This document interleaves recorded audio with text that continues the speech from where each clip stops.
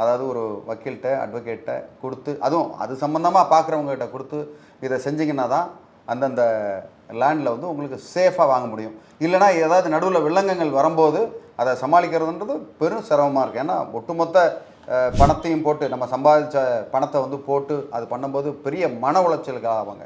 அதனால் ரொம்ப ஜாக்கிரதையாக அந்த பத்திரத்தையும் ரெவன்யூ ரெக்கார்டில் பார்த்து வாங்கணுன்றது தான் என்னுடைய அறிவுரை. சார், இப்போ இந்த விஷயத்தில் நம்ம கோர்ட்டில் பார்க்கும்போது கேசஸில் நிறைய விஷயங்கள் இதெல்லாம் நாங்கள் செக் பண்ணோங்க, ஆனால் அதுக்கப்புறம் எங்களுக்கு பிரச்சனை வந்துருச்சு அப்படின்னு சொல்கிறாங்க.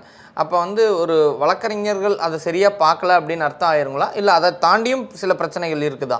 ஒரு சில நேரங்களில் வந்து எல்லா டாக்குமெண்ட்டும் கொடுக்கறதில்ல. பொதுவாக வழக்கறிஞர்கள் எப்படி பார்ப்பாங்க, ஒரு டாக்குமெண்ட்டை நீங்கள் கொடுக்குறீங்க, ஒரிஜினலாக கொடுக்க போகிறீங்க கிடையாது. அதில் உள்ள நகல் தான் நீங்கள் கொடுப்பீங்க. நகலை கொடுத்து பார்க்கும்போது அதில் ஃபுல்லாக எல்லாமே வந்துக்கிட்டே இருக்கும், பக்காவாக வரும். இதில் ஒரிஜினலில் வேறு ஏதோ ஒன்று இருக்குதுன்னு வச்சுக்கோங்களேன். இப்போ நீங்கள் வாங்கியிருக்க டீட்லேயே வந்து ஒரிஜினலில் வேறு இருந்தாலோ